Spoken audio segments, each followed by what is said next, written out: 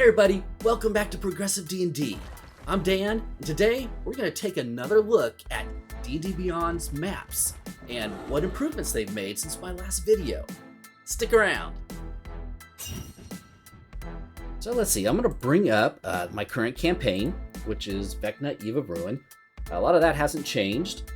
Alright, without revealing any spoilers for the Vecna Eve of Ruin, this is kind of where all your players start, and it's in the Pauper's Graveyard.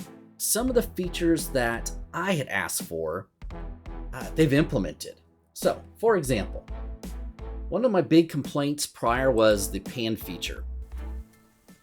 Honestly, this dedicated button felt a bit clunky to me. I really missed being able to click and hold the mouse's scroll wheel and drag the map around. It's a small gripe, but it's something that could make navigation more intuitive. Well, one of the things they've changed is without that pan, you can actually just click anywhere on the map and move it around. That's me. So basically with a left click of the mouse button and you hold it down, you can move it around. This is way more intuitive than having to go up there and click on that pan feature. Honestly, I think that pan feature is completely irrelevant now. Next thing, and something me and my players have been using a ton of since they've implemented, area of effect measurements and rulers. Though I hope to see shape tools in the future updates for spell area of effects. Perhaps just a circle, a square, and a cone with measurements would add a lot to the functionality of the tool. So one of the really cool features right now is if you go over here to overlays, you can either click on overlays or press O to actually enable the overlay. You have 3 different shapes you can now use. You can use a square for cubes, a circle for circles or spheres, and your triangle, which is mainly used for cone overlay. Of course, you can always do a line. Another cool thing is you can actually change the colors that you use. And if you really want to make it special, you can put different patterns into it. So, for example, let's just say somebody casts Fireball on our group of intrepid adventurers here. You're going to click your circle, measure out your 20-foot radius there. You can move it around anywhere you want. And of course, me as a DM, of course, I'm going to want to get all the players in it. And then let's say you want to get really cool. You can jump up here, change your pattern to Fireball. You can select it. You can move it around. You can change the colors. Just a really cool feature. And then you can make it visible, so you can reveal it or hide it, which would be kind of cool if you just want to surprise everybody with a fireball effect if they triggered a trap or something along those lines. And of course, you can delete it. Let's say somebody is casting, and I have used this. Somebody's casting, let's say Gran up here. She wants to cast a cone of cold. You can start where she's at. Actually, what I would do, so this is a good example. What I had set up here, as you can see, red fireball, is what it's going to be made up of. So that becomes your default setting. I don't really want that, because I want it to look cooler than that. So let's say, we're going to say it's a cone of cold, right? So we want that to be some snowflakes and blue and a triangle. Get rid of that. And here we go. We go out to 60 feet. And what's the best place to cast it so we get as many people as possible? Right there. So now Gran has casted it, caught these 4 of her fellow characters in there, and suddenly it becomes a cool player versus player environment. Just kidding. One of the changes that they haven't quite made yet is they still have the game log. The game log dice rolling actually gives you more data now, as far as it actually gives you a breakdown of the roll, but they still haven't added the dice animation effects.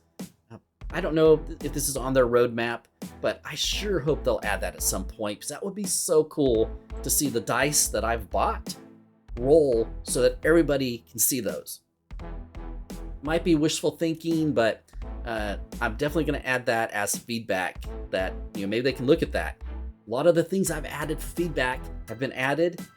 I'd like to think it's because I suggested it, but probably means a lot of people suggested it. So be sure and add your feedback so we can give them as much feedback to enhance this. Right now we're still in the alpha stage, so hopefully they're getting really confident. I have not had it break on me at all. So I'm really surprised at how stable this alpha version is, but when they're ready to go into the beta version, who knows what other enhancements they're going to add for us. That being said, a couple of things have changed or moved. One of them is the Spectator mode.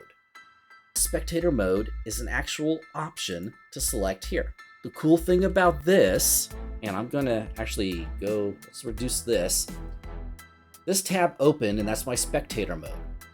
If I jump back over here and click my start, you'll see now it has just brought this up, and people can move around and not see any of the things that I have. Sorry for anyone who's wanting to play the game. In my home game at the table I built, plug to check out the video on the table I built, I have a virtual tabletop, and I have about 4 or 5 players who play in person and a couple of players who play online, which I use maps for, and so far it's working great. Fog of War and everything makes it work really nicely. What I'm not doing yet is using the Spectator mode. The reason I'm not using it yet is I've created my own character, Maps character, that I use to log in and have everyone move. And I also have a separate dedicated personal computer for that. My goal is, if Spectator mode will work, to actually just use that so I can have one PC, have my characters. The issue I have with that is having a separate computer and separate controls allows my players who are in person to move their characters with their own mouse and have their own control. Spectator mode that's on my own PC and only I have control of it adds another layer of work that I have to do as a dungeon master, which honestly, it's not a big difference than me actually having to be in control of physical minis, but it does add another layer of just something you have to do, and we as a dungeon master already have so much to do. So I'm kind of balancing which is more productive for me as a dungeon master and which more seamlessly keeps the game running. For now, I think I'm going to continue to use a separate login ID, but if you're wanting to, maybe if you're wanting to stream the game, the Spectator mode might be a great solution for you. A couple of nice features that they've added is they've made it easy to get people into the Maps game. You're able to send out a link to the actual map, or you can actually send a link to your D&D Beyond campaign, which is nice because if you have a new player that you're wanting to actually pull into your campaign set up on D&D Beyond, you can send them this. They can put their character into D&D Beyond, into your actual campaign setting. And then when they're within the campaign setting, they can very easily just launch the game from within their character.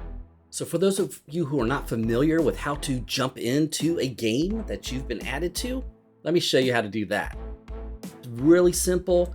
Once you actually have been added to a campaign, you can go under My Campaigns, view the campaign, and jump into your character here, which we're going to use my Maps account. And then it's just a matter of clicking Launch Game right here next to your current campaign you're in.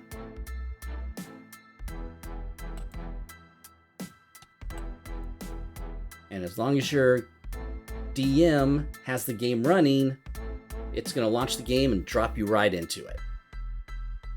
As I mentioned earlier, game log it's been enhanced slightly, so now it'll actually show you what you rolled and what die it rolled and what your modifier was.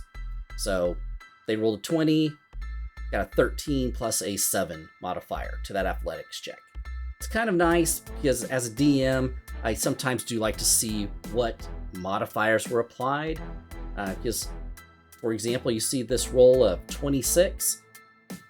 Sometimes I'd like to just be able to just take a quick check and say, what did they roll? Oh, okay. They rolled a 19 plus 7, gave them a 26. So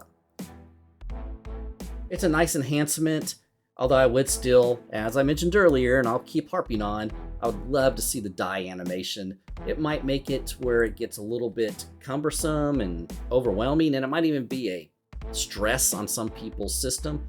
But if you could at least have the ability to turn it on and or off, I think people who feel like it's stressing their system and pushing it and maybe making it lag, could turn it off, turn that feature off. So.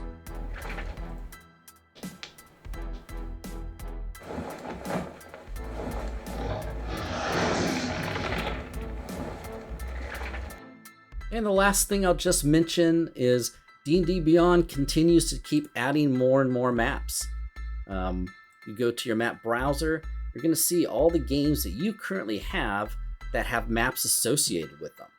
Who knows? We might even go back to Curse of Strahd. That's always a great place to go. I mean, really, who doesn't want to go back to Barovia? I do. So before we go, let's do what I always tell you to do. Let's leave some feedback really quick. We just jump down to the feedback button. Super satisfied. All right, this is something new that I have not seen before. You can actually tell them if you're leaving feedback as a dungeon master or a player. So in this case, I am going to say I'm leaving feedback as a dungeon master. Was this a technical issue? No. I would love to see the D&D Beyond dice animations displayed within the maps feature.